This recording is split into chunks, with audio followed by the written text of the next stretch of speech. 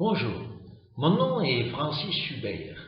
Mon but n'est pas de combattre les témoins de Jéhovah, mais tout simplement, tout comme vous, en tout cas comme vous pensez le faire, mon objectif est tout simplement d'enseigner la parole de Dieu telle qu'elle est consignée dans les Saintes Écritures et d'aider, si possible, les personnes qui recherchent cette vérité.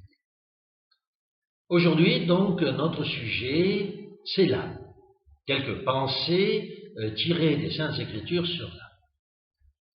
En tant que témoin de Jéhovah, vous pensez probablement tout savoir sur l'âme. Vous avez appris cela dans les livres de la société et votre point de vue est assuré. Vous avez pris même les textes des Saintes Écritures pour vérifier ce qui vous a été enseigné. Et si vous connaissez l'enseignement des témoins de Jéhovah sur l'âme, vous savez que l'âme est constituée de 3 parties. Le corps, l'esprit et le souffle. C'est ce que vous avez appris lors de votre étude préliminaire et ensuite dans les différentes tours de garde concernant l'âme. Je le répète, pour que nous soyons bien assurés en démarrant cette vidéo, pour les témoins de Jéhovah, l'âme est constituée du corps, du souffle et de l'esprit. Ces 3 parties constituent l'âme, c'est-à-dire l'être lui-même, et cette âme peut donc vivre ou mourir. Il y a un verset sur lequel je voudrais pourtant attirer votre attention. Et je me pose certaines questions.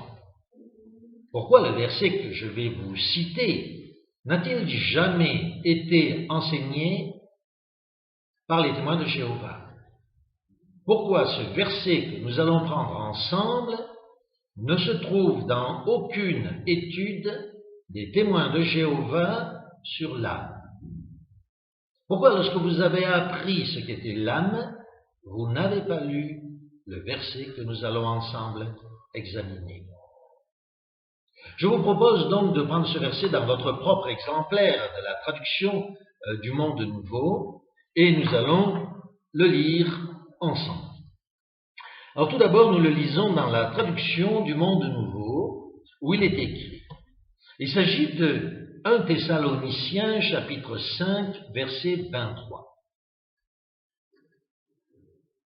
Que le Dieu de paix lui-même vous sanctifie complètement et sans défaut à tous égards, que l'esprit et l'âme et le corps de vous, frères, soient conservés d'une manière irréprochable lors de la présence de notre Seigneur Jésus-Christ. Que signifie ce texte? Tout d'abord, nous sommes obligés de reconnaître que dans la traduction des témoins de Jéhovah, ce texte n'est pas très clair. Et on se demande même si les témoins de Jéhovah n'ont pas perdu le sens du français lorsqu'ils l'ont traduit. Comment peut-on dire en effet, en français, lors d'une traduction en français, et sans défaut, à tout égard, que l'esprit et l'âme et le corps de vous, frères, quel langage bizarre, n'est-ce pas?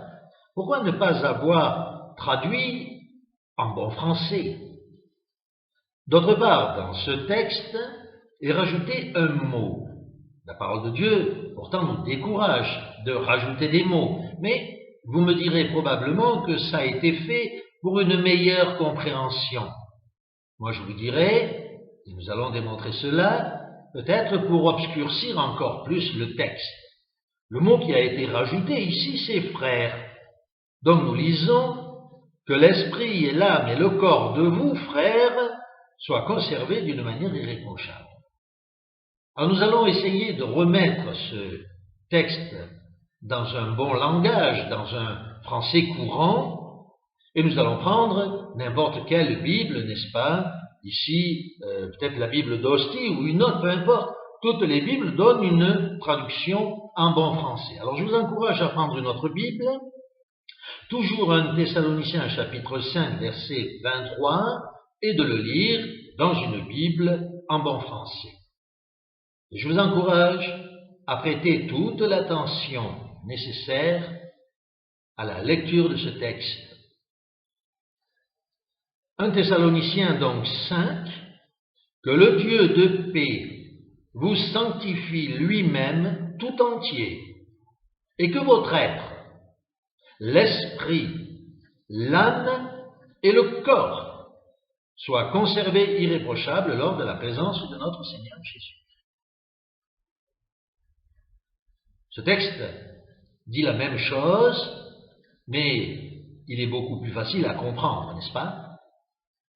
Oui, donc l'apôtre Paul écrit ici que votre être tout entier, composé donc de l'esprit, de l'âme et du corps, soit conservé irréprochable. Si un frère, si un témoin de Jéhovah enseignait que l'être tout entier est composé de l'âme, de l'esprit et du corps, assurément, il serait exclu de l'organisation des témoins de Jéhovah, n'est-ce pas? Ce serait un enseignement hérétique. Car, répétons-le, l'enseignement des témoins de Jéhovah sur l'âme, c'est qu'elle est composée du corps, du souffle et de l'esprit. C'est l'âme qui est composée du corps, du souffle et de l'esprit. Ici, l'enseignement de Paul, c'est que l'être tout entier est composé du corps, de l'esprit et de l'âme. Il y a manifestement un problème d'hérésie quelque part. L'apôtre Paul se serait-il trompé? L'Esprit Saint qui a écrit la Bible se serait-il trompé? Pourquoi aussi, comme nous l'avons dit au début de cette vidéo, ce texte des Saintes Écritures ne vous a-t-il jamais été expliqué? Pourquoi n'a-t-il jamais été commenté dans les publications que vous avez étudiées sur l'Inde? Je pense que vous êtes d'accord avec moi pour dire que l'Écriture sainte ne peut pas se tromper, que l'apôtre Paul est un apôtre et que sa parole est écrite sous l'influence du Saint-Esprit. Ainsi, comme il nous le dit lui-même, l'âme n'est qu'une partie avec l'esprit et le corps de l'être tout entier. L'âme n'est pas l'être tout entier, l'âme est une partie de l'être tout entier. L'être tout entier est composé de 3 parties, l'âme, le corps et l'esprit. Nous avons manifestement un problème de doctrine, et si quelqu'un doit être exclu pour hérésie, je vous laisse la réponse de qui doit-il s'agir? De la Bible, de l'apôtre Paul ou de l'esclave fidèle et avisé?